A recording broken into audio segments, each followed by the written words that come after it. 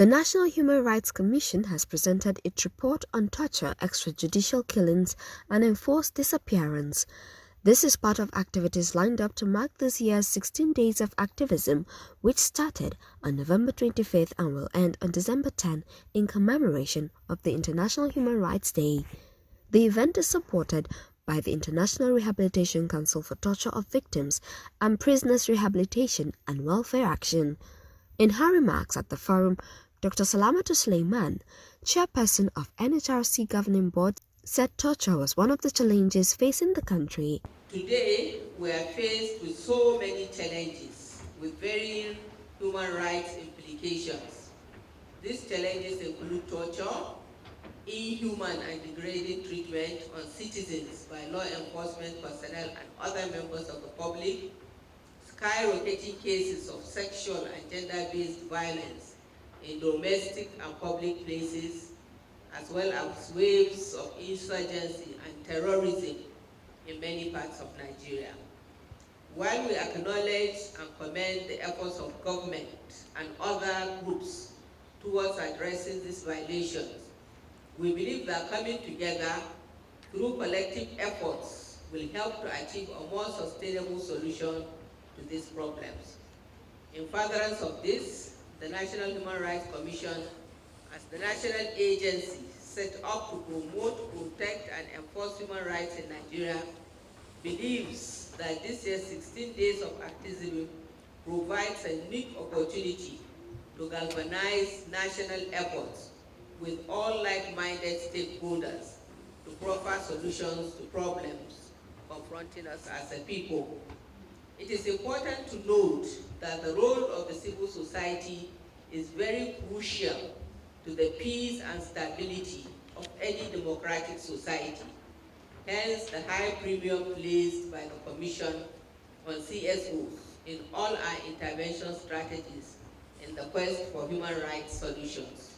In this gathering, which is coming just before a general election in February 2023, we are provided with an opportunity to articulate the outcomes of all the various fora into a robust human rights agenda with which we can engage all aspiring political leaders with a view to holding them accountable before, during, and beyond the February 2023 general elections.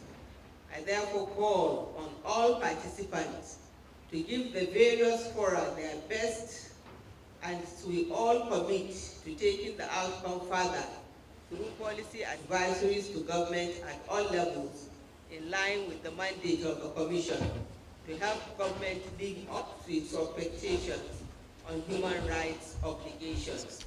In his address, Mr. Tony Ojukwu-San stressed the need to sustain the efforts in the fight against the violation of human rights by law enforcement agencies. All hopes are not lost.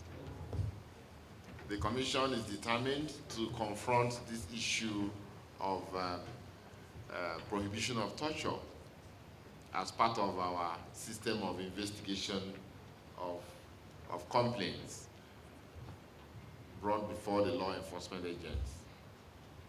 Our vision as a Commission is to not only do a one-off SARS panel and then go to sleep. Because if you recall, the last panel was after the End SARS protests in October 2020.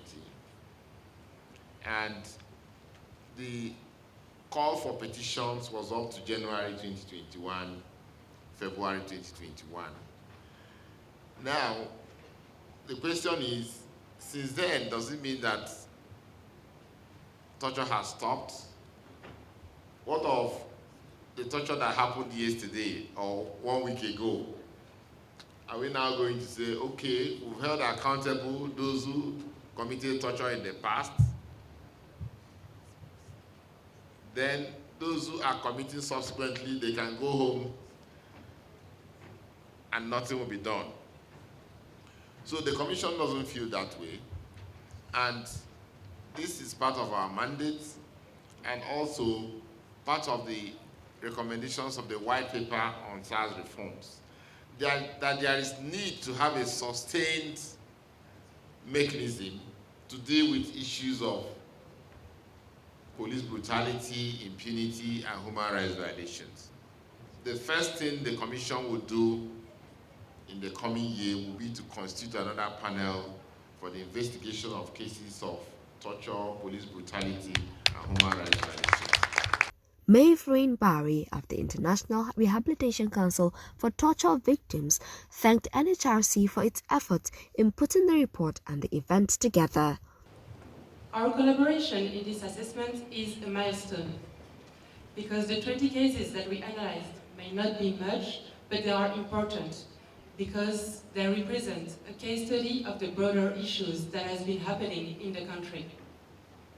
Indeed, the panel's investigations are crucial. They are rare, they are unique, and they finally hold perpetrators accountable to deny impunity.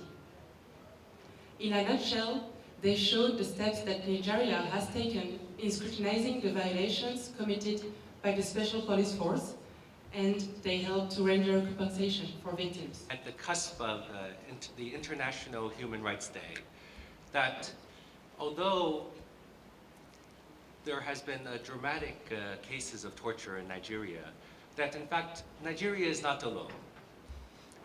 What happens in Nigeria happens in Africa, and what happens in Africa happens around the world.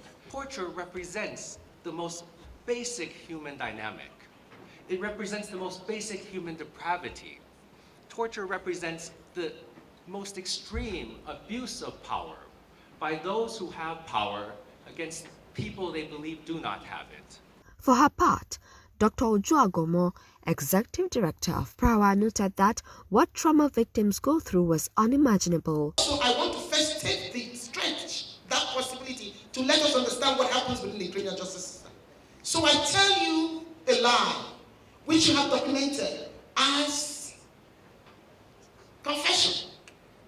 And then you take on that confession, but you don't have any other factors or any other evidence to support that matter, to be able to conclude this matter.